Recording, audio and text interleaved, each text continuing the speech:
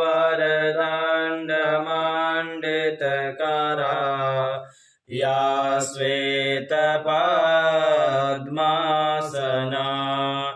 या ब्रह्माच्युतशङ्करा प्रभृतिभिर् समर्पयामि सर्वाङ्गे स्नानि।